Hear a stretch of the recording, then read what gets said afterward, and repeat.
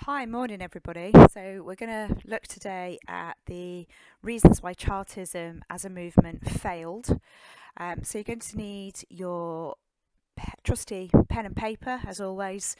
You're going to need your information booklet, and the online version of that is absolutely fine. You don't need to print it. So that's in Schoology, in the Peel and Pressure Groups folder.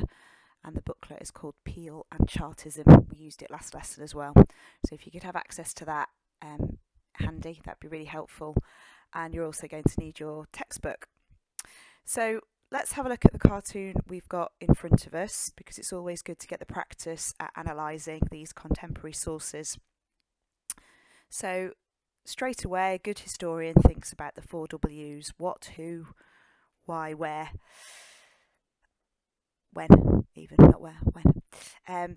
So clearly a political cartoon, the title tells you that, by a cartoonist known as John Leech. Anybody that conducts a quick Google search on John Leech, and it's worth doing actually, it's worth kind of getting to grips with some of these authors and illustrators that you come across, because a bit of context could pay dividends in the exam. So if you have a quick look on Schoology, if you have a quick look on the internet for John Leech, you'll find that he was a friend of Charles Dickens. Now, as we know from our study of Dickens' response to the workhouses, for example, Dickens was a social reformer, disagreed with many of the things done by the government at this time. So Leech was not necessarily a lover of authority, although he himself came from a relatively privileged background.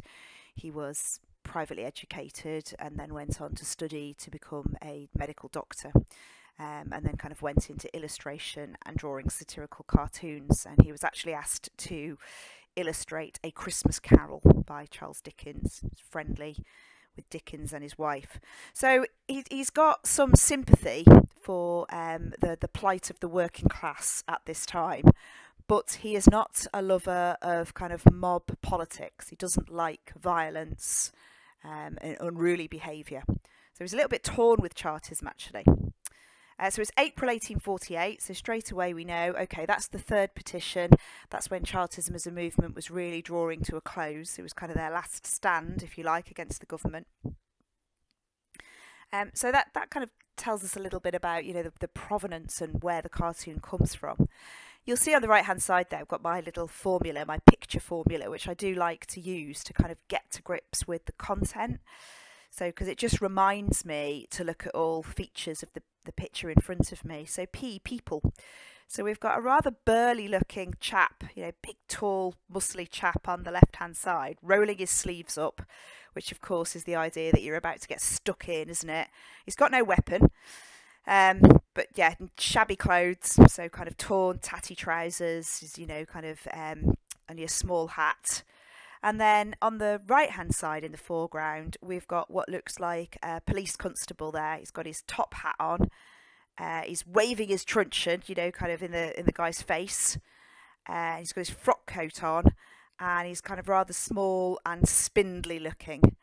So straight away we've got the idea that there is an imbalance here in terms of power, but the one on the right hand side who represents authority has got the weapon. He's got the kind of truncheon and he's waving it at the working man, stay back. So there's an interesting kind of comment here, isn't there? What do these people represent? Yeah, okay, the guy on the left is a Chartist. The guy on the right is, you know, the authorities or the police trying to stop him from, you know, being violent and giving him a bit of a thumping. But I think there's probably more to it than that. Items. Well, I've already mentioned the truncheon, the little kind of what looks like a pocket watch hanging from the policeman's neck as well.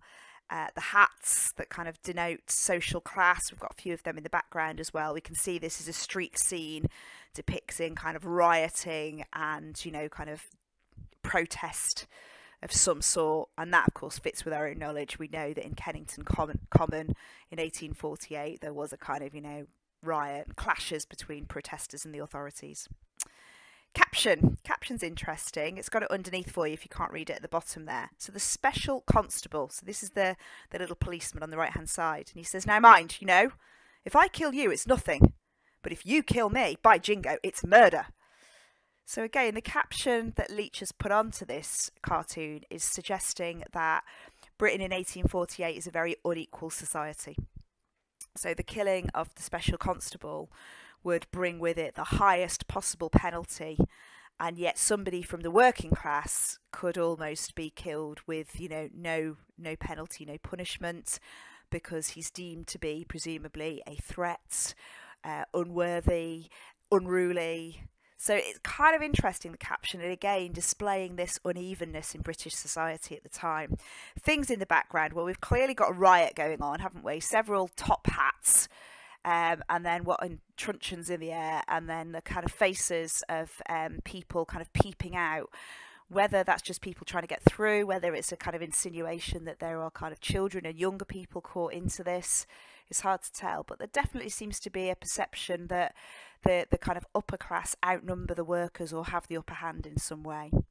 So the underlying attitude of the author, I think we come back to this idea of what is he trying to represent here with the two figures in the foreground. I think he's representing on the left hand side the potential might of the workers. Latent is a good word for that, L-A-T-E-N-T. It's kind of got this potential force it's not quite tapped into yet. So, you know, the working class being larger and more powerful perhaps than the authorities, and yet not holding many cards because they don't have the kind of weapons necessary to make their voice heard. And then on the right hand side, the representation of authority as cowardly perhaps, you know, certainly not as mighty as the worker. So they're smaller in number, in stature. They've got the cards at the moment, but they are fearful because the way that policeman is speaking is, you know, kind of fearful, isn't it? Now mind, so there's a sense that the authorities are fearful of the working class who are growing in power and kind of, you know, potential to kind of wreak havoc and force change upon the government. So there's an interesting thought here, I think, that's going on. Remember what you already know. So you might want to come back to this at the end of the lesson when we've done a little bit more about the failure of Chartism and we've looked in a little bit more detail at the third petition in 1848. But essentially this was the kind of last cry of the Chartists, if you like, and they were not successful. And then explain. So what I'm going to suggest here is you might want to start doing, you know, kind of a little bit of an answer to that question. So the question on the blue there is, what is the message of the cartoon? So you might want to start an answer to that. You know, the cartoon shows this, suggests that. So it's drawing out the content, it's making inferences, it's considering the provenance. All of those skills are really, really useful. You know, each time you practice them, you become a little bit better. But also you might just want to make a note for yourself, do cartoon at end, and come back to it when you're in a position to add in a little bit more contextual knowledge. And hopefully you should gain this throughout the lesson. Okay, so on to today's lesson title, Why Did Chartism Fail? So we're looking at the end of Chartism today. So overall, we're considering how effective were pressure groups. So in pressure groups, we're bringing in trade unions, Tolpuddle Martyrs, GNTCU. You might also want to bring into that the ACLL, because they were a pressure group, the Anti-Corn Law League. And of course, our final pressure group that we're looking at is Chartism. So it may be that those of you that are kind of wanting to just put this whole topic together, again, you might want to finish off at the end of today's lesson by bringing together thoughts on those three pressure groups. You know, how effective were they? A summary table could be useful. You know, positives, negatives, and, you know, kind of aim to bring in a few comments on each one of those that we've studied. Success criteria then, what should you be able to do by the end of today's lesson? Analyse and explain the message of a political cartoon. Well, if you've not done that already by pausing me at the start, as I've said, you might want to come back to it at the end. So we're going to go on to the next two. I can explain at least 3 reasons for Chartism's failure, at least, hopefully more, and I can judge which reason I believe to be the most significant reason for the failure of Chartism. And then there's a stretch and challenge for the keen ones. Did Chartism fail more due to timing, or the fact that the movement itself was inherently weak? There were things about it that meant no matter what the timing, Chartism would never have succeeded. So that's something as well to kind of think about as we go through. So if you make sure you've got today's title written down, Why Did Chartism Fail? Underlined with a ruler. Today's date, which I won't say because I don't know which day you're accessing this lesson. But I hope it's going to be a nice day for you. If you're starting off with history, it's going to be a fabulous day. And if you're ending the day on history, what could be better? Right, so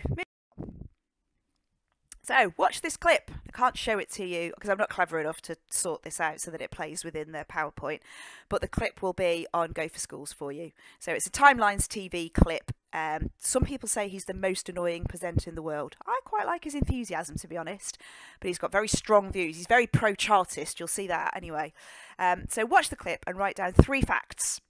Doesn't seem very many, does it? I'd probably just put that in to stop me mucking about in my lessons. So watch the clip. You might want to write down some general notes. You might just want to watch the clip. That's absolutely fine. And you can also refer to your textbook. Might be an idea to have a look at that before you watch the clip, actually. I think you'd get a bit more out of it. So good old orange textbook by Mike Wells, and have a look at page 80 to 82 to add further details to your notes, and that means the notes from the video. But I think if I were you, I'd probably start with the textbook. So you want to read from halfway down on page 180, where it says, how far did the attitude and policy of governments lead to the failure of Chartism? And you've got some subheadings there, which personally I would use to organise my notes. So use of force, maybe 2 or 3 bullet points. Special constables, so that helps to explain the figure on the right hand side of that cartoon we've just looked at. So that's interesting. It will help with your cartoon analysis if you're going to add to that at the end. Use of spies and informers. Where have we heard that off before? I hope you remember Oliver the spy in the time of the Tories and the radicalism. We had spies that infiltrated the Cato Street conspiracy, if you remember that. So we've got the same tactic being used by the government, 20 years later. They're still using that tactic. The arrest and trial of leaders of the movement. You try and kind of get rid of the leaders, you get rid of the movement. Publicity. So this is kind of a bit of a new tactic, the idea of using publicity. So, and that's it. So it might be worth jotting down a few notes under those subheadings to start with, and then having a look at the video and seeing if the video adds to any one of those subheadings. So pause me, go and get your textbook, get some notes down. This is kind of looking generally at factors which influence the failure of Chartism, and then have a watch of the video, and I will meet you at the next slide.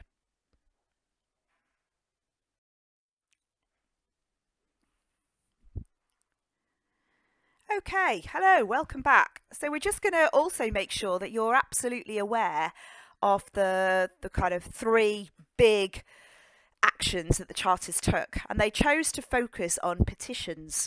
So they wanted to gain as many signatures as they could. So you know that a petition, of course, is a list of signatures signed by people who really, really support whatever that pressure group is trying to achieve. So online petitions are a big feature of today's society. I'm constantly getting them through social media, people asking me to sign things electronically. I'm not quite sure how they verify that you are the actual person.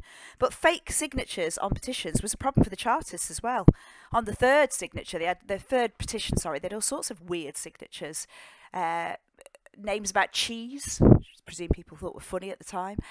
Sir Robert Peel, and he definitely didn't sign it. So there was some jokers around even back in the 1840s.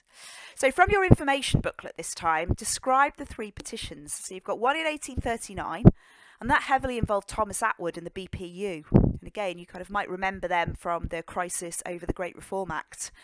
So they're a political group who've kind of popped up again in support of Chartism. They don't last long. In actual fact, Attwood quickly realises that Chartism, as more of a working class movement, is not something that he can continue to support. But in 1839, he introduced the first petition to Parliament because he was an MP. So he had the ability, as someone sitting in the Commons, to stand up, make a speech and present the petition to his fellow politicians.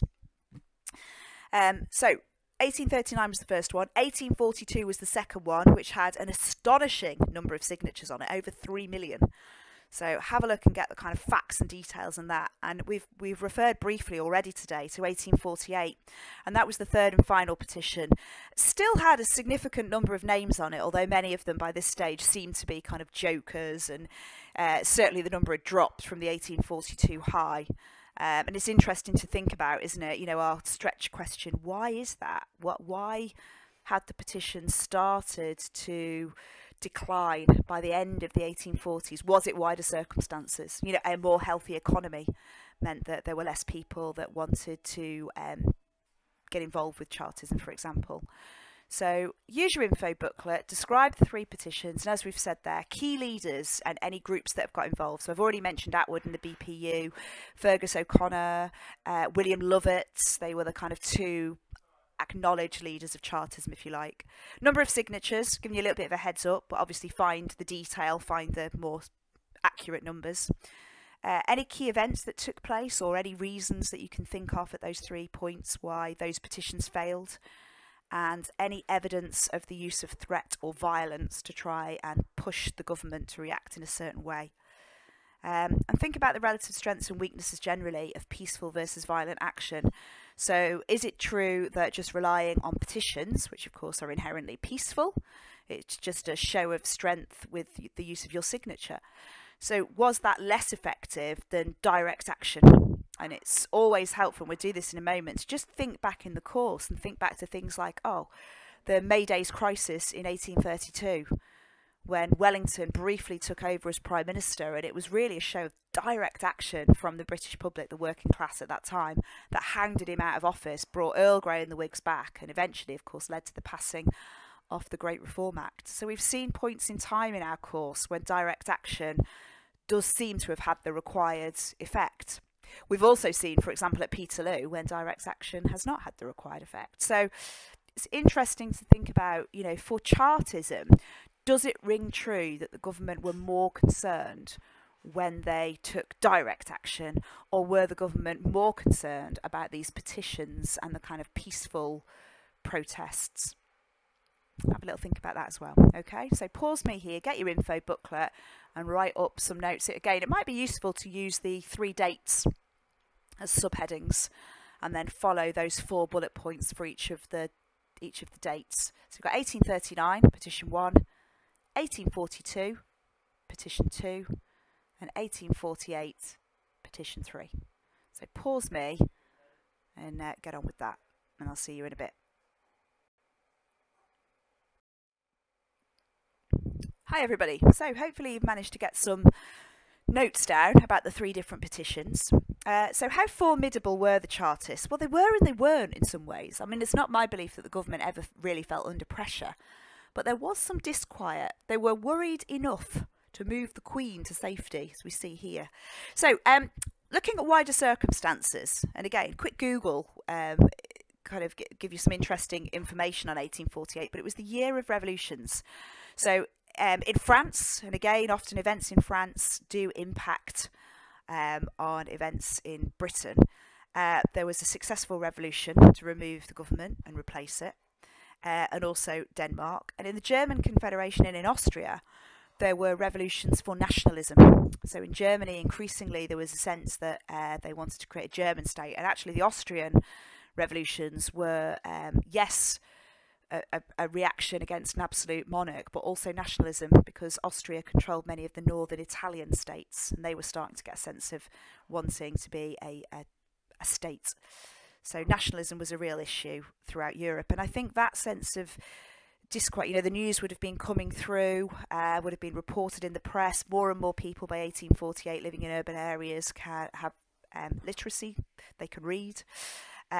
So this news would be coming through. So how far maybe in 1848 were the Chartists perhaps somewhat moved by events abroad? There was enough concern that for Queen Victoria that she was moved to the Isle of Wight, because they were worried about what might happen in London. They thought a major kind of revolution might kick off. Fergus O'Connor, so if you remember, he was the kind of physical force Chartist. So he was one of the key leaders of the movement. He was an Irish MP, a real firebrand. And he had some very, very kind of, you know, quite radical ideas, ideas to do with the sharing out of land, for example, that one way to solve the problem in the industrial cities was to make land available for these families which would be state purchased and given out to them, and that they should all move back to rural areas and kind of concentrate on farming once again. So yeah, you know, it's an early form of socialism, but you have these kind of really radical ideas. So he became an MP in 1848. So now he's sitting in Parliament. He's obviously got access to the government machinery.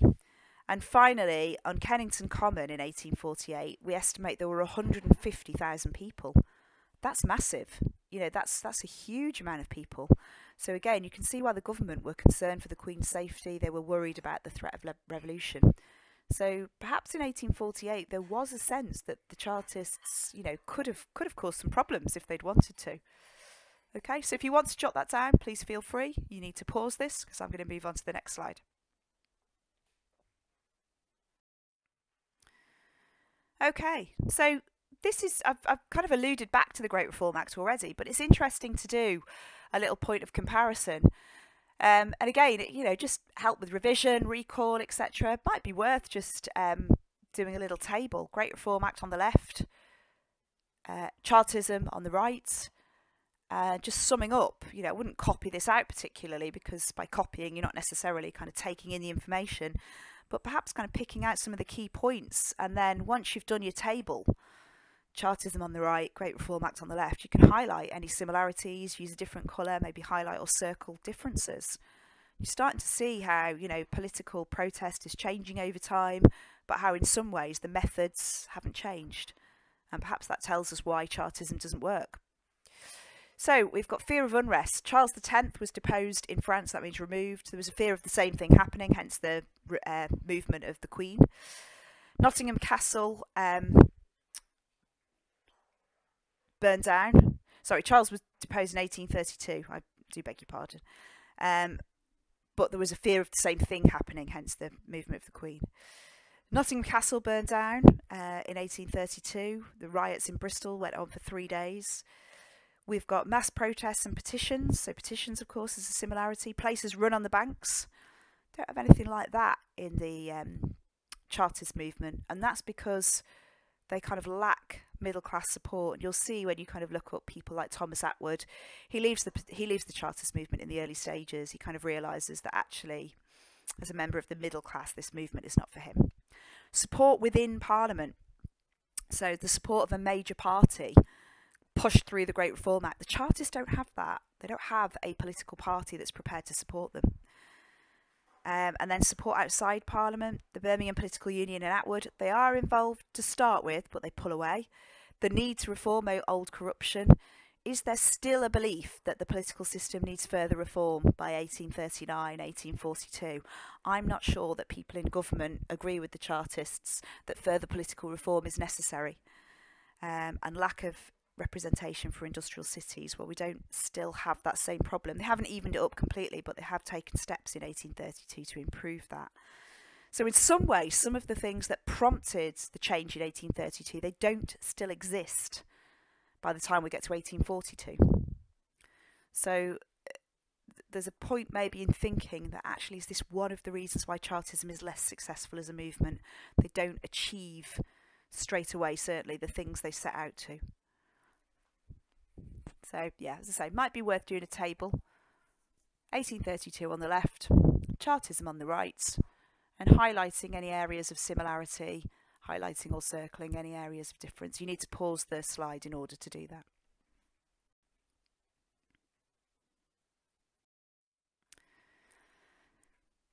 Okay guys, so we're just kind of going over, if you like, the reasons why Chartism failed, and I've said to use page 180 to 81 again, and really this time it's very, very brief. So a mind map is just, you know, short, very, very short kind of phrases and words. We don't want you to rewrite out pages at 180 to 181, but it's organising it in a different way, isn't it? So we've given you 6 factors that led to the failure of Chartism. So the attitude of Parliament at the time. So both parties did not support Chartism. So neither the Whigs nor the Tories were prepared to get behind this movement. Leadership divisions. So William Lovett, who kind of, you could argue, kind of started the movement, his London Working Men's Association was absolutely crucial in developing this kind of national approach which became Chartism. He left quite early on because he became disillusioned with Fergus O'Connor and his followers. So there was this problem between the kind of moral force Chartists, led by Lovett, who wanted kind of peaceful protest and the use of political argument to push their point forward, and the physical force Chartist, led by O'Connor, who wanted to use direct action and protest, you know, kind of numbers, get out there, protest on the streets to force the government to change.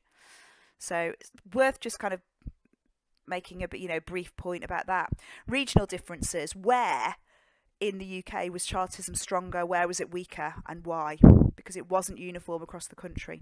Lack of support from the middle class. You might want to refer to Atwood and the BPU here. And I've mentioned before they were involved at the start but very quickly became disillusioned. The success of Peel's reforms. So the fact that actually Peel's government have done something to tackle, you know, the factories, for example, and the mines, kind of took the wind out of the sails of this a little bit. The government were doing small things to impact on the lives of the working class. And the strength of the British government, that actually at no point did they genuinely feel threatened by the Chartist movement. There just weren't enough of them. The numbers weren't great enough. And I think in some ways without those middle class leaders like Francis Place, it was difficult to put that real pressure on the government. And also if you think about when Chartism, you know, is kind of at its height, if you think about kind of 1842, well, Peel was strong. He'd won a convincing win in the 1841 election. 1842 was the year of his free trade budget, if you recall. The economy's doing well. And by 1845, Peel can look back on his first 3-4 years as Prime Minister and say, actually, with the economy booming, prosperity on the up, it's difficult to see where the support for Chartism was going to come from. So something to, you know, think about that as well. So page 80 to 81 will guide you, but actually just a brief talk through there brings in a lot of our knowledge, doesn't it, that we've previously gathered as a result of our study of this time period. So copy that out, take a whole page. Don't rewrite out all your notes from earlier in the lesson because that's just a waste of time, but words or phrases that just summarise some key thoughts on each of these factors would be really helpful. And then we want you to think about what was the most important reason. So which of these 6 was the key reason why Chartism failed? Highlight your choice and give reasons. So why do you think that factor, more than any others, really had an impact? And it may be that it's because it links back. I often talk about the kind of idea of linking and how that helps with historical reasoning and evaluation. Is it the case that that particular factor links to so many others that without that they couldn't possibly succeed? So it may be that kind of drawing arrows and actually making your work look a little bit messy is really helpful here, because that's helping you to think more deeply about the wider impact of each of these factors. So when you've made your decision, highlight it, and then perhaps at the bottom or on the back of your piece of paper, just justify what are your thoughts there. Why do you think that one's so crucial? And then next job is now number the rest of them. So you've chosen number 1 and you've justified that. So what's number 2? What's number 3, 4, 5, 6, which is the least important reason for the failure of Chartism? And again, can you justify those choices? What's your thought process there? Okay, and at the bottom there, you might think, well, this is really difficult because in 1839 it was that, but in 1848 it was that. Great. Just make that, you know, when we say, can you justify, make that clear in your reasoning. Yeah, briefly explain that to yourself. Do you know what, actually, back when the Chartism started, it was this. But by the end of the movement, that factor had become less important, or by 1848 that factor had become more important, and this is why. So you're just thinking out loud. These notes are for your benefit, but it's to show you've really thought about this. Evaluate. This is what elevates history from a memory game. History is not just gathering information blindly. It's not just sitting there kind of watching the History Channel and unwittingly accepting every single fact that's spoon-fed into you. History is about grappling with evaluation, having opinions, justifying those opinions, bringing in previous knowledge, noticing the links and the interplay. That's what makes the subject so fascinating. So it's really, really important that you do that you don't kind of say, oh, I'll ignore that bit because it's hard. Yes, it's hard. You have to think. Okay, so pause me, have a little go at that, make your brains hurt, give them an exercise, and I'll meet you at the next slide.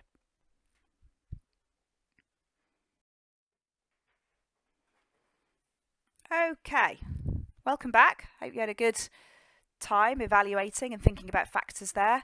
So we're nearly at the end, don't worry, because I know I've worked you really hard this lesson, but it's important because, you know, this is our last lesson kind of finishing off Chartism, I've got another one for you where I want to go back and focus on the leaders and some of the things that we've maybe could do with a little bit more detail, but it's as preparation for a sources paper. So this is our last kind of big lesson on Chartism. So if you need a break, do feel free to stop me.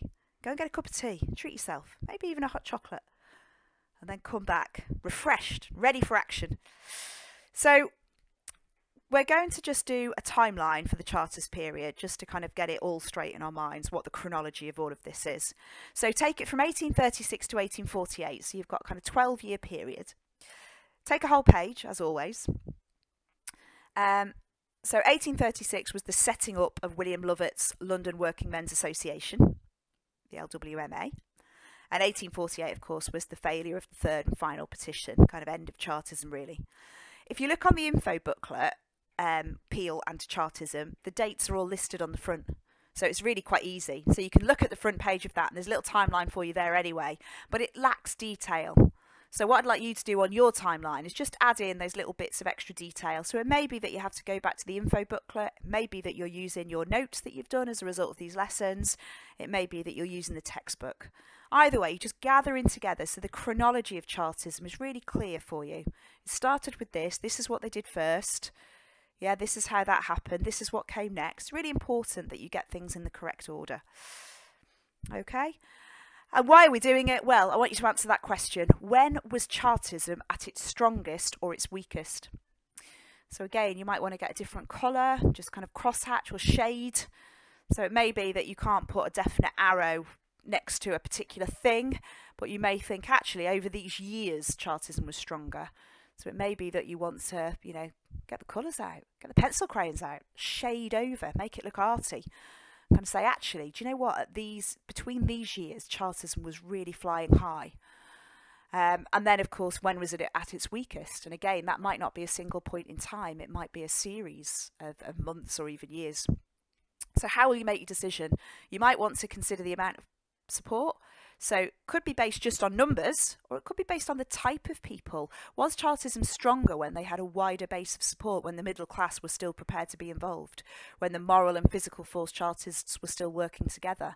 Did that make it stronger? So amount of support, yes, the number, but also the type of support. The reasons for support. Were people supporting Chartism for economic reasons, i.e. they're hungry, there's a big trade slump, or were people genuinely supporting the political points in the People's Charter, the 6 points of the People's Charter? You might want to consider the strength of opposition from the government.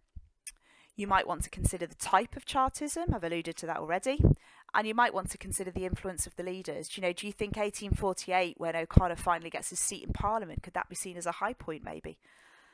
And then once you've completed your timeline and you've shaded it in, and again you've had a little think, it helped you to answer hopefully this more difficult question. Did Chartism fail more to timing, or the fact that there were problems with the movement from the start? You know, they lacked one clear leader, for example. They were split from the beginning in terms of what they were trying to achieve and how they tried to achieve it. Or were they just unlucky? Because as I've said before, 1841 is the election of Robert Peel, and actually some return to economic prosperity. Whereas we know that in 1839, the Whig government had not done a great job with the economy. So by 1839, there were real concerns about prosperity. So when they start off, maybe there was a chance, a hope of more success.